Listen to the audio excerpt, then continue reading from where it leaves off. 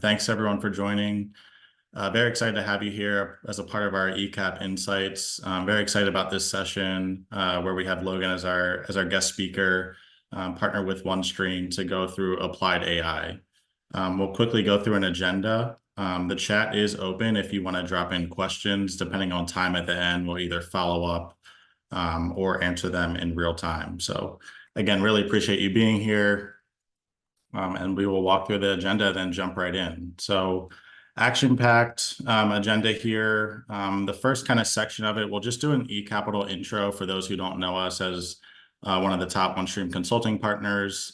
We will dive into just finance transformation and AI best practices. And that essentially is going to frame up when I hand it over to Logan for a deep dive on AI, specifically sensible machine learning in OneStream, and a 30-minute demo following. So won't throw too many slides at you here. Really, the thought is to get you more of the visual content through the demo and spark some insightful conversation as next steps. All right, just a quick intro. I'll go first. Just Lenny Hayes. I'm based in Charleston, South Carolina. I'm managing director here at eCapital Advisors. We are a platinum partner of OneStream and been here almost 2 years now in this role. I oversee advisory and EPM, which is our OneStream practice, and former Big Four EPM transformation lead at Deloitte. I'm excited to give you kind of the thought leadership here from a finance transformation AI perspective. Logan, I'll pass it to you. Thanks, Lenny. Hey guys, my name is Logan Schallenberger. I'm a solution consultant here at OneStream. I'm based out of Denver. I've been here at OneStream for about 3 years now. I come out of a financial systems background, so I've spent a number of years implementing, managing, supporting a variety of different financial systems. So really a technology background, trying to focus a little bit more on the Office of Finance and Accounting these days. So excited to show you guys machine learning. Awesome. Thanks, Logan. So just a quick overview on eCapital. We've been around 22 years, and the big piece to take away here is we are a boutique consulting firm. We do many things in the area beyond OneStream, right? So think about advisory, process transformation. We'll talk about how that actually blends in with applied AI, right, to enable best practices, but also analytics and automation. Right, all of these things we're talking about, they encompass data, right? Understanding your data, how to report on your data, analyze better. So we hit all of those swim lanes, and obviously performance management. We're very excited about our OneStream practice as a top-level partner. We are a full platform implementer as well. So it's nice to be partnered with Logan and the SML team here, which we'll dive into here shortly. Right. Again, our partnership really grounded since 2017. We have a very robust clientele, which we'll show here in a minute. But again, those 22 years of experience really help us provide that unique advisory approach. We're very excited to bring kind of that transformation process in where we talk really holistically on analytical best practices. And again, like we said, full platform, proven expertise, advisory all the way through sensible machine learning. We are one of the few top partners for sensible machine learning. So excited to see how we can really activate with you in best practices and feed your landscape in your specific organization. All right, and then quickly, just to show a NASCAR slide, I know there's a bunch of different range of company size here and audience. So we have a wide range here with customers as large as those like Best Buy. And on the smaller kind of commercial end as well, right? Class A is on some others. So we'll highlight just some of the key areas where we interact even today in some of the AI spaces. But again, full implementation. We're very excited to tout our customers. Looking forward to interacting with those who are prospects here. Right, so just to wrap us in and kind of frame this up, right, before I pass it to Logan, really, like finance transformation, it is a very broad word. So we're going to focus this in for just applied AI in terms of FP&A, and we look at that from a core versus operational standpoint, right? So when you're thinking about just top level, top down budgeting, forecasting, planning, right, we really want to tap into those operational data sets when we think about AI use cases. So we're going to get more into the kind of people, capital, long-range driver-based modeling, right? Thing planning, of what you may have started to deploy in OneStream, what you may be looking to deploy in OneStream. But we want to talk about value beyond finance, but really detailed in operations.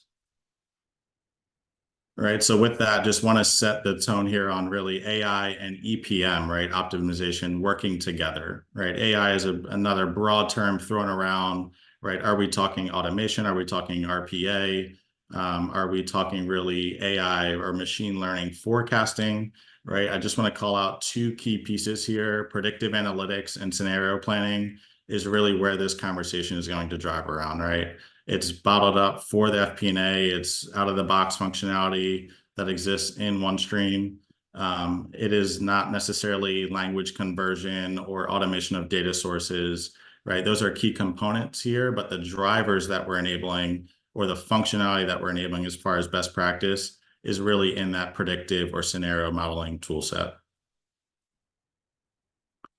All right, and just to relate this back to really thought leadership. So this kind of context right here is from the Gartner CFO conference last year. And for those who were able to attend or have seen some of this messaging, it's really around composable platforms, right? And what does that mean? It's really every landscape is different. Every company is different with different technologies, right? But the goal there is to have really core platforms differentiated, and how do you work to have innovative?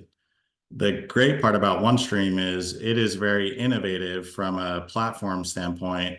It checks all of these boxes, right? It is not necessarily your ERP, but if you look at the different quadrants, right, of close consolidation or reconciliations or transaction matching, right, pushing into forecasting, and we're just saying forecasting at a high level, even that pushing into demand planning or data visualization, right? The key part or where we see organizations really maximizing value is how do you work up to that innovative platform, right? And for that, you can see those two left boxes is AI ML, right? So that's what we're going to be walking through is just how do you tap into that functionality?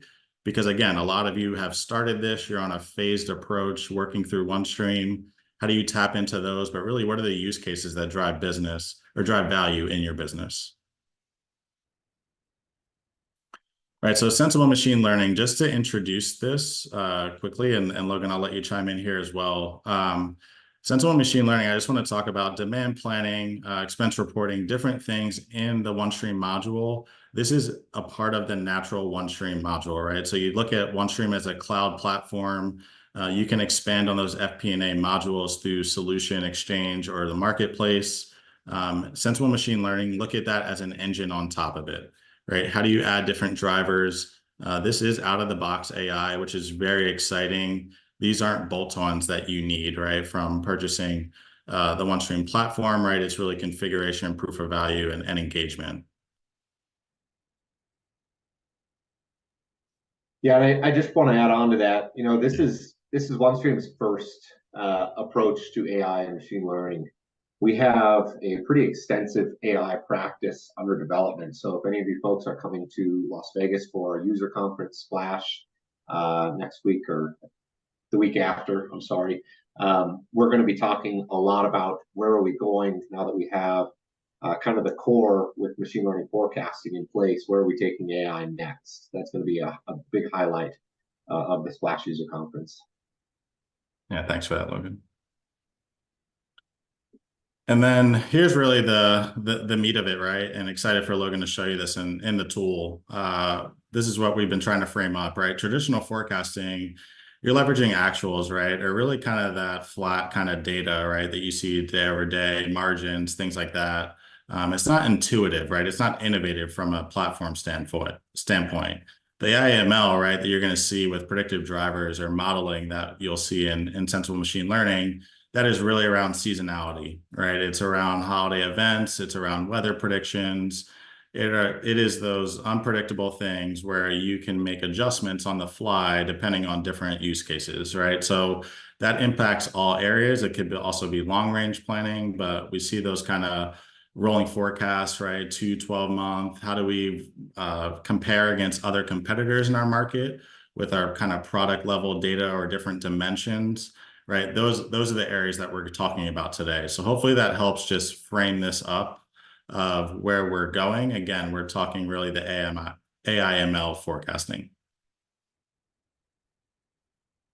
Right. And then enablement in OneStream. We won't sell really much in here. This is, again, webinar based on best practices for Office of Finance and the CFO. But time series forecasting, right, is a very key piece here.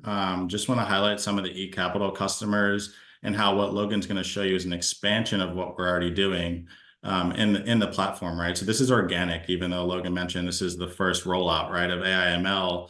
Demand forecasting, for example, Rawlings, one of our customers, their dimensions are very granular in the sense of you get started on a phase one, right? You're looking at more GL account level detail for your actuals. You might push down and kind of do a bottoms up with some of your product lines or things like that. But is it summarized, right? Rawlings, for example, they have 60,000 SKUs.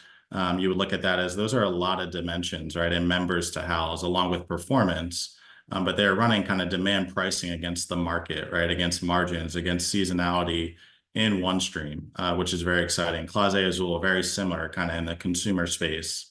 MPS is a manufacturing company. They're looking at more BOM modeling, pricing, material ledger, right? So these are areas when we talk about tapping into time series forecasting, just what are those drivers, right, for your industry that we can tap into to look across brand, right, or across market or across channel to drive really targeted rolling forecasts and more predictability.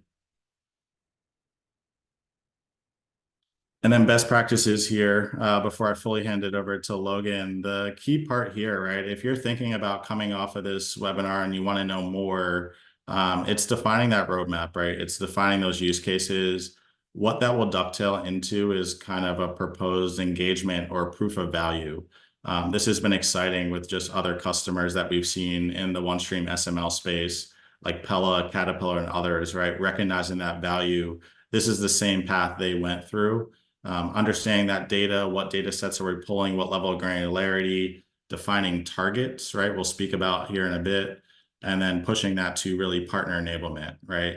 A firm like ourselves, eCapital, partnering with OneStream to deploy this with your organization. All right, and portfolio management, just to call out, obviously this is key, change management in any area, right? But what is the kind of forecasting or AI processes you're using today? Because we want you to trust the data and understand that the data is more accurate. And Logan, I'll pass to you here.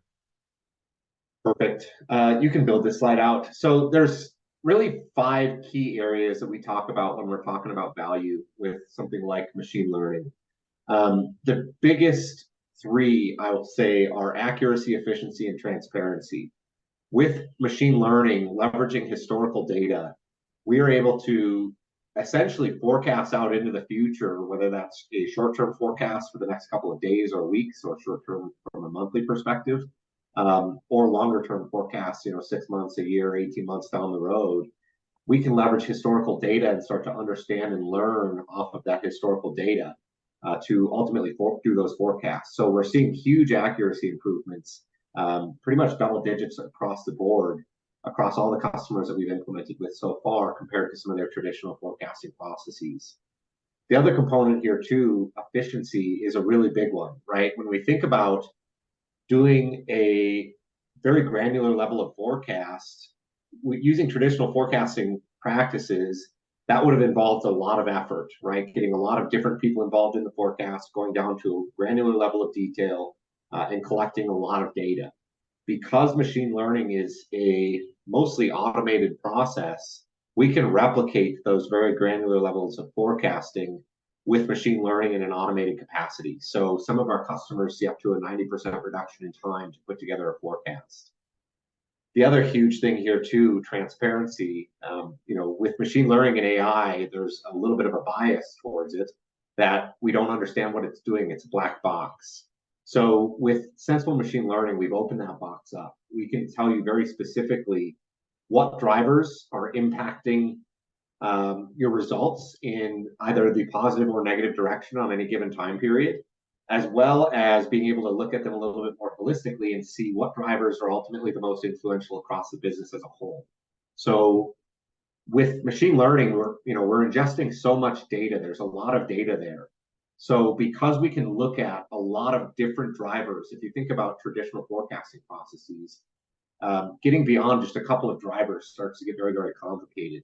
With machine learning, we can insert a lot of drivers, things like macroeconomic things like consumer price indexes or interest rates, things of that nature that are more macroeconomic based. We can start to consume those and really start to leverage those as a part of the forecast and tell you very specifically which ones of those drivers are impacting your forecast and in what way. Agility is another big component here too, because we want to be able to very rapidly refine these use cases, refine these assumptions. For instance, that macroeconomic data that we want to be able to see into and understand how much it's affecting our forecast, we need to be able to iterate on that. So for instance, if I build a forecast out that is not inclusive of interest rates, being able to iterate on our forecast that we built and include something like interest rates very, very easily is how we can really start to hone in on that accuracy. So we can include a lot of different data as a part of this process and really, really iterate on this to hone in on the accuracy side of the equation. And the other component is unification, bringing all of this together across both functional and technical resources, also functional and technical technology, right? Being able to merge into an existing forecasting process and have it supported with machine learning very, very intuitively really just bolsters up your team, right? They now have additional capabilities and additional data points that they can consume as a part of their forecasting process, just like they would have with traditional processes. Now, there's one statistic before you move on here, Lenny. Only 54% of models make it into production. That's a statistic from Gartner. And we found that to be very, very real. And what that statistic is ultimately implying is with traditional data science practices and traditional data science implementations, where you are leveraging a more technical team, maybe data scientists themselves coming out of IT, it is very, very difficult to move those models and what they're working towards into production. And a lot of times, finance teams are some of the last ones to really get access to some of those data science teams.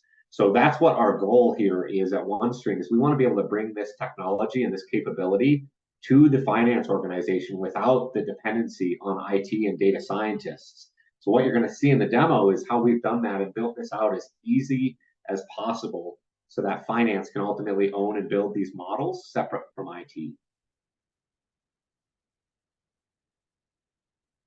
Now, this particular slide is really just talking about the time to value. How quickly can we start deploying these models and actually start realizing some of the value that these models can ultimately provide us? That blue line underneath is looking at traditional machine learning.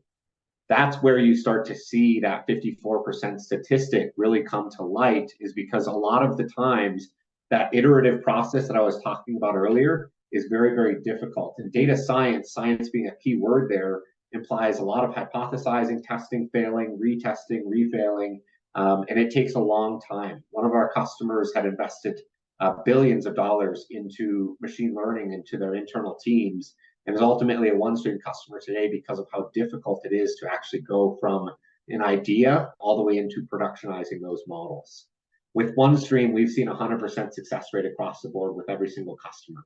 So our customers, for instance, can have models live within weeks or months versus years, ultimately being able to start to realize the value that those models can bring. So for instance, if we're increasing accuracy on demand of a particular product, we can flow that down into how do you manage the inventory and some of the production around some of those products, ultimately to drive the most value out of that accuracy improvement and potentially start to bolster up some of your cash flow, maybe your margins, as well as things like working capital. So let's take a look at the process to actually get from start to finish when building a model. This is a data exercise first and foremost. So the first thing that we need to do is start to hone in on what data do we want to bring in. And there's two words here that I want you guys to pay attention to that might be new from a vocabulary perspective, and that's targets and features. These are two data science terms that are very specific to machine learning modeling. Targets are what we're going to be modeling for. So that's going to be a unique intersection of, for instance, a product at a location, at a business unit, or whatever that unique intersection is. The features are ultimately drivers, and we've got a couple of different types of features. We've got features that are things like macroeconomic factors that we want to include in the models, like consumer price indexes or interest rates. We also have calendarized drivers. So, for instance, promotional activity, holidays or plant shutdowns, things of that nature that revolve around a calendar basis, as well as any internal to your organization data that you might want to include that we can consider a driver. You can use features and drivers kind of synonymously. So, for instance, if I'm a retail operation, foot traffic data would probably be one of the things that I want to include in my models because that's going to drive a huge relationship or correlation with ultimately what I'm predicting for, which is demand out of that retail store. Once we have the data into the models, it's a very straightforward process, and a lot of this process is automated. So we're going to configure the models first. The configuration step is really about defining what's the time horizon that I'm going to be modeling for, what sort of events and calendarized data do we want to include as a part of that, what kind of macroeconomic data do we want to include as a part of that. That's going to roll into our feature selection and transformation. So we're going to generate a lot of drivers on our own using some statistical methodologies, things like weighted moving averages or leading indicators or lagging indicators, things of that nature. So we're going to generate our own drivers internally to the models themselves on an automatic basis. And then we go into the model arena. So for each intersection that we're modeling for, so for instance, a particular product out of a particular store, it's an intersection I'd be modeling for. That intersection is going to have 10 to 15 models trained uniquely to that product in that location. That means that we can use, if we're, for instance, modeling for maybe 1,000 different targets, that we're going to have 10 to 15,000 different models that are being built by the platform automatically that ultimately go into the model arena. The model arena is where these models go to compete against one another to ultimately select the best fit model for that intersection, for that target, and then deploy that best fit model. The way that we determine best fit is by predicting history, right? We already know history with the actuals. That's what we loaded for the historical target data. So we're going to predict that history and test against it. We call that back testing.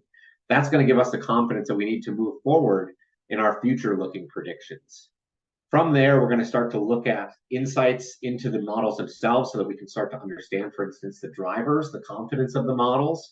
We can schedule these models. So, for instance, if I want to run a new prediction every single night, we can do that during utilization, and then ultimately consume these models. So that's where we start to deploy these models out into the OneStream platform alongside, for instance, traditional forecasting processes as a third data point a lot of times, so that you can now start to look at that, weigh that against maybe what you're doing out of traditional processes on a go-forward basis, really start to understand some of the variances as you do something like variance analysis between traditional processes, machine learning, and your actuals, but leveraging things like dashboards and cube views within the platform to start to consume that data, make adjustments to it, all of that kind of stuff. So we'll see that in the demo in just a minute here.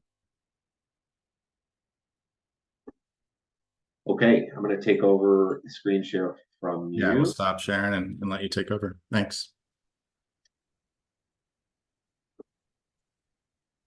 And Logan, there's one question in the chat. I'll save it for the end, but just what settings of the do you really incorporate to activate kind of actual on top of actual trend analysis? So Sandeep, thanks for the question. We'll probably wait till the end. Maybe it gets answered in the demo. For some reason, I can't see that chat. Oh, no worries. Okay. I can recap at the end too, Logan. Okay. Don't mess up your phone. Yeah, I'll address it as we get to the end. Lenny, can you confirm you can see my screen? Yes, you're good to go. Okay, so I'm going to start with the end in mind. I'm going to do two different sort of demos here. Number one is, how does this look like to an end user that might be consuming the machine learning output, right? So starting with the end in mind from a consumption standpoint, we're going to consume the machine learning forecast as a part of this forecasting process. Then we're going to get into, okay, what does this look like to build the models, to maintain these models? Like I said, one of the core things that OneStream is focused on as we built this was ease of use. We don't want a too technical product that requires data scientists to be involved. So I want to go through how we built it and what we were thinking about as we went through that process. So first and foremost, starting with the end in mind, how do we start to consume this information? So we're looking at a traditional forecasting process here, right? This is a 6+6. I have my overview that's looking at my P&L for the 6+6. We're doing a scenario walk from my budget from last year to my 3+9 to my 6+6, and some variances in between, right? This wholesale revenue number for this 6+6 is ultimately being supported by machine learning. So what I mean by that is I have machine learning running forecasting in this revenue tab, right? We're rolling it up to the P&L so that I can ultimately consume this at a financial statement level. But the revenue forecast goes to a much lower level of detail. So if I wanted to drill into this number, I could get into that detail from my P&L, but I can also go straight into my revenue forecast and actually start to consume what's coming out of machine learning. Now you'll notice that I have a number of other tabs here, things like compensation, marketing, and expenses. So a lot of times the machine learning forecasts, we start to focus in on demand. Demand is where we found the most value for a lot of our customers. Demand for products and services can be used as an input then to drive things like expenses and cost of goods, things of that nature. So we don't necessarily use machine learning in a vacuum. This is a part of an overall process that's going to build us up into our financial statements. So we might not be using machine learning for everything, but we might use what we're building out of machine learning as an input, as a driver into other models that we might be doing, like our expense forecast. Now, what this forecast is doing is I'm going to be modeling for strategic customers for product categories for the next 6 months, right? 6+6. This is a unitary based forecast. So behind this forecast, I also have pricing and discounts, a schedule here that's going to be used to calculate up to my top line revenue numbers, right? So I'm driving this forecast based on the units of a particular product category that I'm going to be selling. Now, this forecast, if I want to drill into my machine learning forecast, I can simply right click and drill right into my machine learning forecast. And I want to highlight a couple of things here. Number one, on the top left side, this is looking at a scenario comparison. So I'm looking at my 6+6, which is looking at the product family level, right? This top line is the product family. The SKU level detail, I'm not worried about for my 6+6. But because of the capabilities of machine learning, I'm actually doing a forecast at the SKU level and aggregating it up to my product category to be consumed in my 6+6. What this ultimately drives is a lot of accuracy improvements, right? We're going to a lower level of detail and forecasting at my individual product level to get that level of accuracy that I'm looking for out of these models, and rolling that up to be consumed as a part of my traditional process, which is really looking at the product category level. The other thing here is driver or feature importance and influence, right? This chart on the right-hand side of this screen is starting to look at what drivers are the most influential for this result. What drivers had the biggest influence on my result, right? The day of the week, the quarter, the year, all were some of the highest importance drivers for this particular forecast. But you're also seeing on here things like a Masters sale, right? This is a golf-based forecast. The Masters sale is going to drive a lot of demand for my golf products. So obviously we're going to start to see that as a pretty important driver for this process. The other thing that you're seeing here as well is some of these lag indicators. Like I said earlier, we're going to automatically generate and derive, based on the data that we've included, a number of different drivers as a part of this process. So these lag indicators are some of those automatically derived drivers coming out of these data sets. One more thing to pay attention to here is we're actually doing a daily unit sales detail. So I'm not doing a monthly level forecast out of machine learning. I'm actually doing a daily level forecast out of machine learning. Even though I'm tied into my 6+6, which is my monthly level process, I'm going down to a daily level of detail from my machine learning results. Ultimately, once again, to start to hone in on the accuracy improvements that we can get by getting more granular into the detail. So I can tell you very specifically which customer and which product are going to move how many units on any given day. That ultimately aggregates up this 148 units into that monthly level forecast where I'm going to be consuming this information. Okay, that's kind of what it looks like. This is just one flavor of what this can look like with the end in mind, right? We have a number of different ways to build machine learning into a process. This is a very generic 6+6. But that's one way that this could look. I'm going to show you another screen from a consumption standpoint where we can start to layer things like adjustments into this process. Obviously, if I wanted to adjust this and just say, hey, it's 115 units, we have the full audit trail of what the machine learning forecast made and what I adjusted it to, but we can also include adjustments as a part of a scenario as well. So I'll show you what that looks like in just a moment. Now, I want to look a little bit into what does this look like to actually build models within the OneStream platform? So I'm going to jump into a different app here, and this is where I'm going to start building out these models. So on the left-hand side, I have a workflow associated with this process, right? First, I need to build out my models within Sensible Machine Learning. Then I can start to understand where some of my bias might be coming from both a traditional forecasting perspective and a machine learning perspective. This model summary is going to go into some of the outputs for this process. So really starting to understand what are the models themselves doing. We're going to load that information into our queue where we can then start layering adjustments into this process and consuming this information, and ultimately driving into some of the detail before we get into some of our final analysis and understanding what does my revenue forecast do from a labor standpoint. So we're going to be ultimately deriving our labor forecast based on our revenues that we're going to be predicting out of machine learning. Now, there are two different buttons here, right? My model build and my utilization. And I'm going to pull over, grab it, my slide here, because this slide, let me make this a little bit bigger. This slide goes into kind of that process, right? We've got our model build, configure, features, model arena, and we've got our utilization, scheduling and consuming this stuff. So it's the two different, ultimately, statuses of this project. We call them projects within machine learning.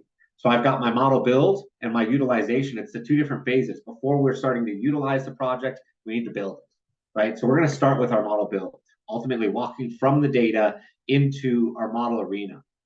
Now, obviously, with data being such an important factor as a part of this process, we're going to include some tools to not only help sanitize and clean this data.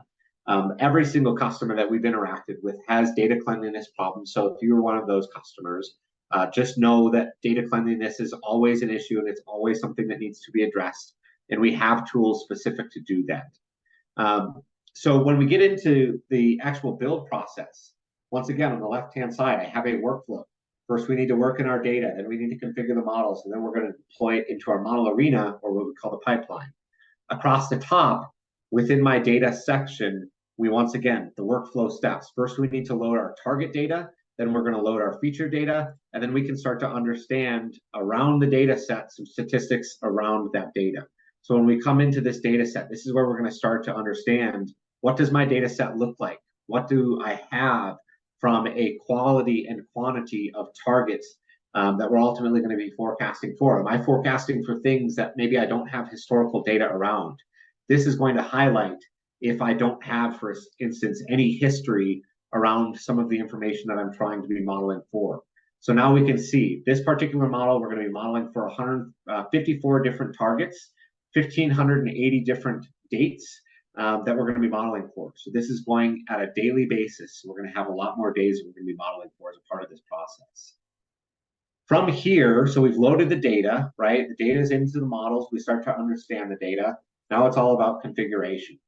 So configuration is ultimately where we go to build the models. If we come back to the slide, this is where we're doing the configuration, building out some of this feature information and ultimately deploying it into the model arena. So we have 6 different menus to work through, right? These 6 menus is pretty much the entirety of building these models. Now, we've built this in a very, very simple way. We've automated a lot of functions that maybe more technical data science specific tools and data scientists themselves are wanting to have complete control over, and we've done that on purpose, right? We've automated a lot of those different components, ultimately to drive efficiency out of this process and be able to do this very, very easily without being super technical. So for these 6 steps, first we need to define what locations am I going to be modeling for. So this is where we can start to create what locations I ultimately want to model this information for. From here, we can add events. Events are where you can start to get that calendarized driver information. So this can be things like holidays or plant shutdowns or promotions and sales. So this is all of our calendarized data and drivers that we want to include as a part of the model. So with this, we have a couple of different tools. Number one, when we go to add an event, I can simply create an event and I could tie it to a specific location here if I wanted to. I can also ingest, as a part of some of our out-of-the-box solutions, some of our event packages. So this is looking at things like common international holidays, religious events, sporting events, really things that we want to capture that are a little bit more generic in basis, OneStream is going to include event packages for those. Now, we can also consume and upload information that you guys have that might be unique to your organization. So when I come into upload, we're going to give you the CSV template for how to upload this information and start to get your own specific calendarized data into the models themselves. We've found that including calendarized information and international holidays increases the accuracy of our models by double-digit percentage points, right? Especially when we're looking at things like consumer demand. Consumers really start to drive a lot of their daily activity around things like holidays and sporting events and things of that nature. So being able to capture those very, very easily is how we start to hone in on some of the accuracy of the outputs of these models. From there, we're going to assign those locations to our events. So all of our events can be location specific, as you saw. We have a whole ability to assign those here. We're going to dictate how long is our forecast. Is our forecast 30 days? Is it 6 months? Is it 2 years? That's what's going on in this forecast tab. Our feature library is where we can start to include macroeconomic drivers into this model, right? So what you're seeing here is publicly available data sets, things like commodity prices, federal interest rates, maritime indexes, CPI, stock prices, et cetera, right? This is publicly available data. What we've done at OneStream is we've actually gone out and built integrations to all of these sources. So if I wanted to include maritime indexes, for example, into my models, I can select that data set, click this plus button, and it will include maritime indexes with a single click. So this list is something that OneStream builds and manages. Now, this is one of the benefits of taking machine learning from a company like OneStream that's a little bit smaller, a little bit more customer focused than, for instance, somebody like Azure or AWS, where they have a lot more customers than we do. When you come to us and say, hey, there's a publicly available data set that we want to do, maybe it's like housing starts or something of that nature. We'll actually go out and build that into this feature library so that you guys can utilize that data set very, very easily, but also our other customers can as well, right? We want to make sure that this is the easiest process for all of our customers. And if you found a data set that's publicly available that will ultimately help your organization, odds are good that it will help other organizations as well. So we want to make sure that that's being included as a part of this feature library. Now, I will say that this list that you're seeing here is a little bit outdated. This probably hasn't been updated in my demo app for about a year. We have a number of different data sets that are coming out of the box with our customers that deploy today. So I just want to make that clear. That's pretty much it. There's a couple of steps in this model process or this model section that ultimately start to get into the details, like how do we measure the performance of these models? How do we measure, for instance, what metric do we want to use to measure and rank these models coming out of the model arena? So that's all that's going on here, but that's pretty much it. It's really 6 steps to get from start to finish to build these models. So just to understand where we're at right now, we've gone through the configuration. We've deployed some of our features like our calendarized information, our macroeconomic information, and we are ready to deploy this to the model arena. So that's what I'm talking about when I say that we've built this as simply as we can. We've removed a lot of the technical components and automated a lot of the technical components on purpose to make this as easy as possible to build. That's ultimately what helps organizations. When you think back to some of those slides, talking about things like agility, being able to iterate on these models, it's because of how easily and simply this is built that we can do, for instance, a full build and a full model stand-up in a couple of weeks or months, right? This is how we get away from having a 4-year curve for time to value and really start to get value out of these models much, much faster.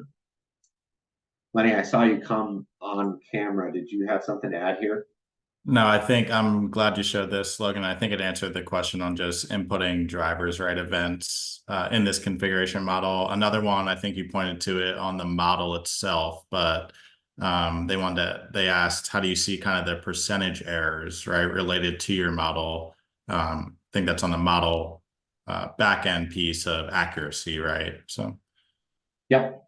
Yep, we'll see that on the back end. I see another question here about FX rate generators. FX rate generator just Um, came through too. yeah, so I want to be clear about what we're doing with this, Julie. We're not predicting for things like changes in interest rates or changes in FX, or changes in commodity prices, for instance, or stock prices for that matter. If we could predict for instance, the price of steel 6 months down the road, I wouldn't be here talking to you guys and demonstrating our software today, right? This is really looking at internal to your organization at a lower level of detail, products and services, being able to predict for those things, not predicting for macroeconomic factors and FX rates and things of that nature.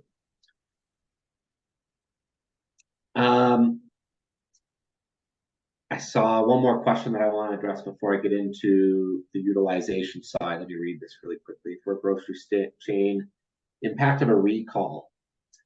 So yes, this is one of the benefits of using something like machine learning. I'm not sure who the anonymous attendee is, but for instance, when the cargo ship hit the bridge in Baltimore, right? That's what insurance companies would consider an act of God.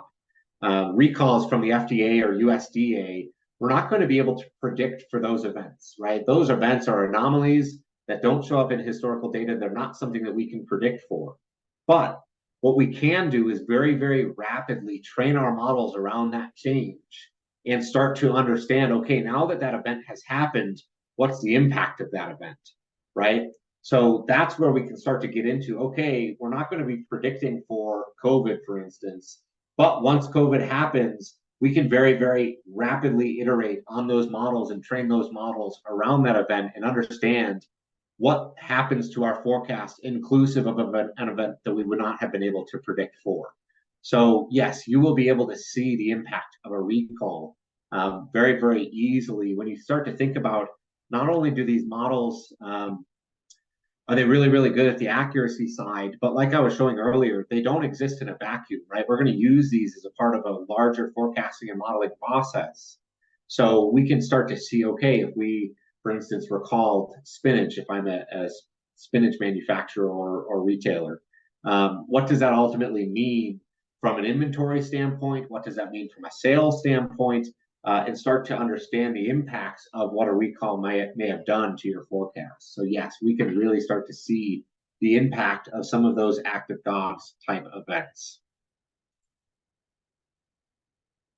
Okay, thank you guys for the questions. I really do want this to be interactive. So I'm here for you guys. So whatever questions you guys have and want to start to understand as a part of this process, feel free to throw them my way.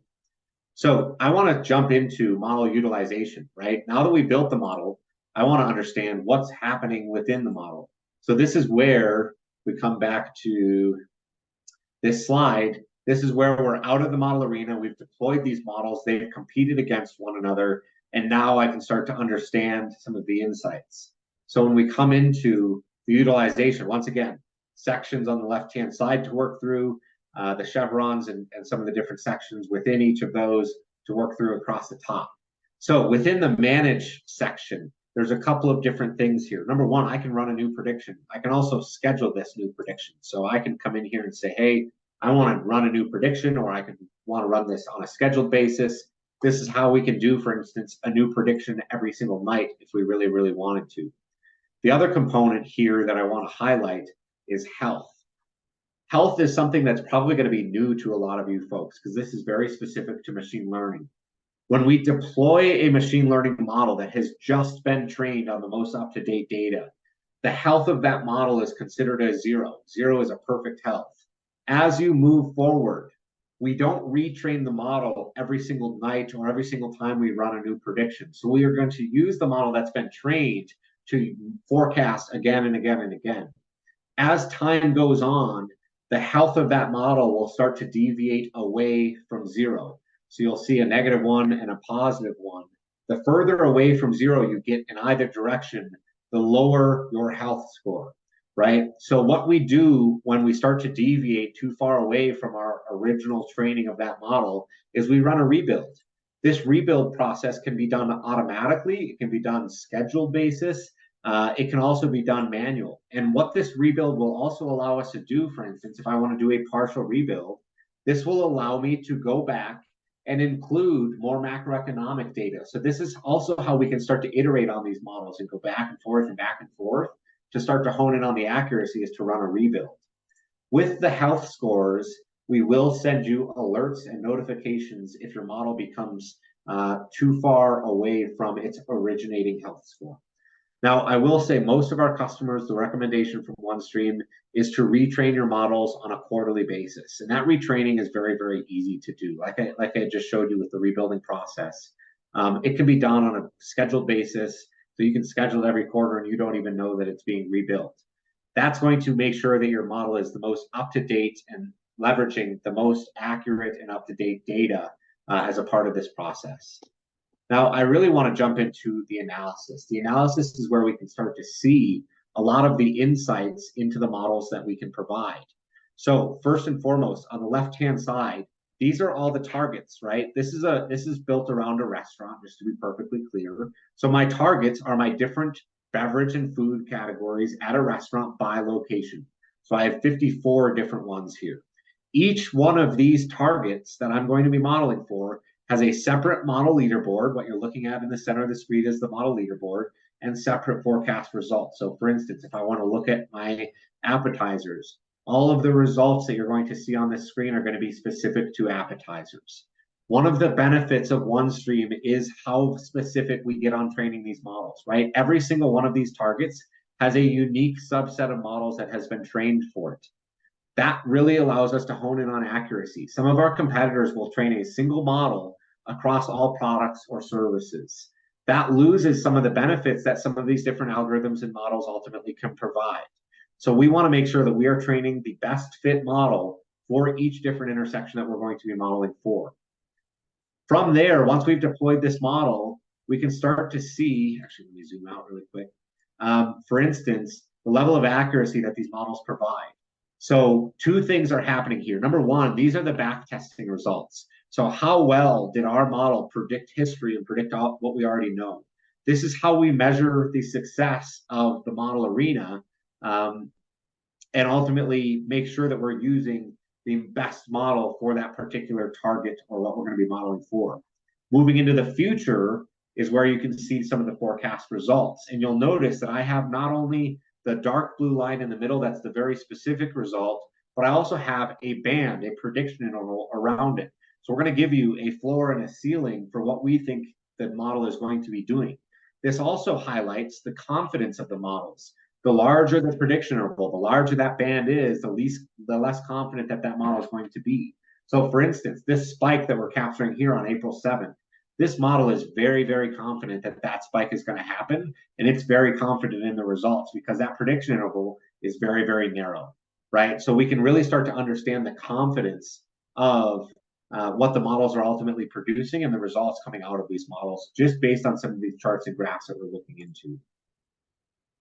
We can also see here, when I jump into the impact screen, this is where we're looking at drivers on a holistic basis, right? This is looking at, for this particular product and location, what drivers, this feature impact list, were the most important. The day of the week for my call beverages is the most important driver. And that makes sense. If you think about a restaurant, they probably don't sell call beverages on Mondays and Tuesdays and Wednesdays as much as they do on Thursdays, Fridays, Saturdays, right? So the day of the week is a hugely important driver for this particular product.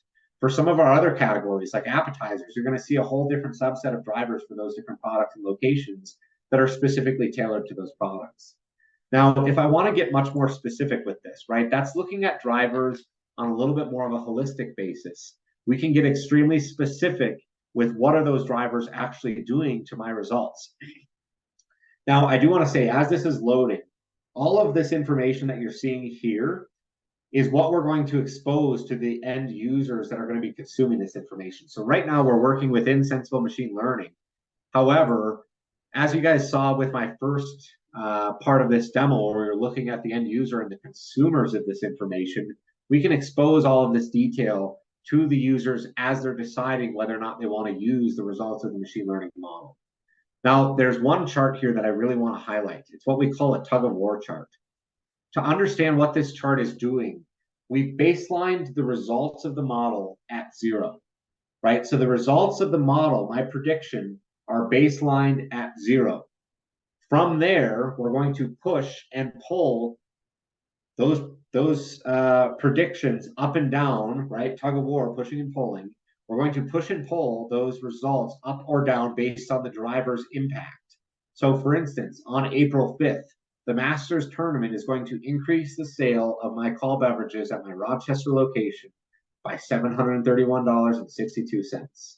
So we can get extremely specific with what are those drivers doing, both on a unitary basis as well as a monetary basis. So depending on what we're forecasting for, whether it's unitary or monetary, we can tell you exactly how many units or dollars these drivers are going to do on a particular result for a specific time period. So this is a daily level forecast. So every single day, I can tell you which drivers are going to have the biggest impact. Now, for instance, on this particular day, the day of the week is going to increase the sales of my call beverages by almost $300. This must be a Friday, right? So you can start to really understand what are the real drivers of your business. Now, I want to use an example from one of our customers that's deployed this because they were confident. They knew that the drivers of their business were, let's say, weather. Let's say weather was what they ultimately knew was driving the demand for their products. What they learned after they implemented machine learning was that weather actually had a very small impact on the demand for their products. Their products were something that could be used outside in the weather, but weather wasn't actually the driver. The driver was discretionary household income that they used that had the most impact on the demand. They have a very, let's say, an expensive product. If you don't have discretionary household income to spend on an expensive product, it doesn't matter what the weather is doing outside, right? So this is where we can really start to understand what are the real drivers of my business? What are the real drivers of the demand for my goods and services coming out of these models? So we can really get very, very specific on these results. Now, I'm going to jump to one more screen. If we have any more questions, I know we only have about 6 minutes left. Please go ahead and ask those questions. I want to highlight this last screen for a couple of reasons. Number one is the ability to layer adjustments into this process. So we're consuming now, as a part of our cube view, the results of the machine learning model on a daily basis. We're able to layer adjustments into this process, get into my revised forecast. But what we're also doing is we're using the demand forecast for the products out of this restaurant to drive a labor forecast, right? Based on the demand and the sales that we're expecting out of this restaurant, I'm going to then derive how many cooks and preps and runners and servers do I need to support the food services side of the business as well as the drink side of the business. So you can start to see, for instance, my machine learning forecast said that we're going to need 542 total FTE hours to support the $121,000 of forecasted sales.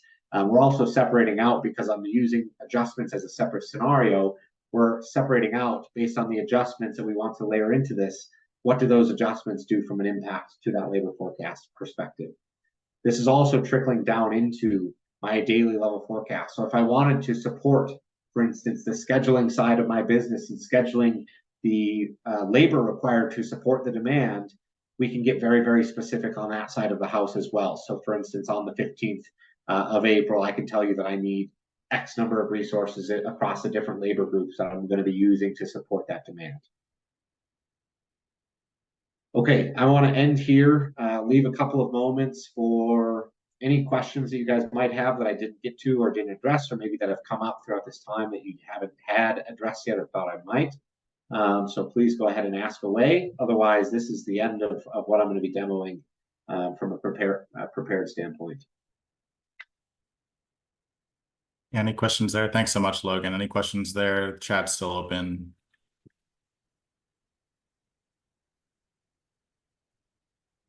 Logan, I'll take the screen back just for a second. Absolutely.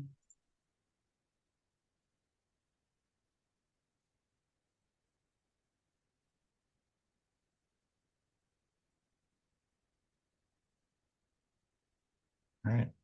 I don't see any questions there. We'll continue to give it a minute, but just while we continue to wrap up. Again, thank you all for joining. Really appreciate the attendance here. We appreciate the participation. Hopefully those questions were answered through the demo and gave you a visual, right, of art of possible and what we're very excited about with OneStream Sensible Machine Learning. So as Logan said, Logan, appreciate your partnership with eCap Insights. Means a lot. We're excited to continue to expand the platform here in this space. And for those who are coming, hopefully we see you at Splash in 2 weeks. The week of the 20th would be great. Feel free to walk up to us, Logan and myself, say hi, continue thoughtful conversation here. eCapital, we have a booth 116. So feel free to stop by, say hi to us and our team.